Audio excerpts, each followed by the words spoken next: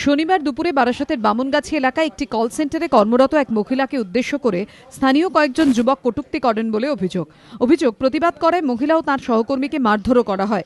ঘটনায় সোমনাথ হালদার নামে এক যুবককে গ্রেফতার করে পুলিশ। এদিন অভিযুক্তকে আদালতে তোলা হয়।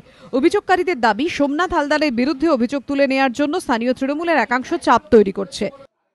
প্রেশার করা হচ্ছে কেস তুলে নেওয়া হোক, নাহলে এটা অন্য লাইনে চলে যাবে, কাজ করতে দেবে না, এখান থেকে কি করবে, বা মানে লাইফের একটা কিছু একটা হয়ে যাবে, এইরকম একটা লাইফের ইয়ে কে নেবে। স্থানীয় কিছু নেতা যারা পুরো ঘিরে ধরে বলছে যে এই ব্যাপারটা তুলে নাও, নাহলে অন্য একটা ইস্যু করবো, আপনার নামে পাল্টা দোষ চাপাবো যে আমরা মাছ পিটিশন করবো, আপনারা এখানে অফিসের মধ্যে মেয়েদের নিয়ে ফুর্তি করতেন, সেই জন্য এই ছেলেটা প্রতিবাদ করতে গেছে। কিন্তু আদৌ কিছু না, ওই ছেলেটা যে কি পাড়ার লোকও জানে।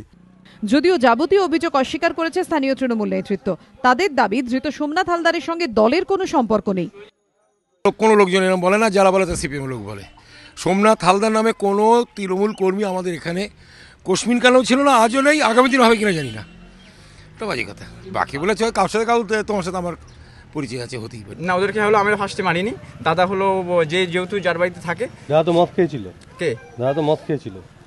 হয়তো মদ হতে পরে খেতে পারে। রাজীব দাস হত্যাকাণ্ড থেকে মত্ত যুবকদের প্রহারে চিকিৎসক মৃত্যুর অভিযোগ।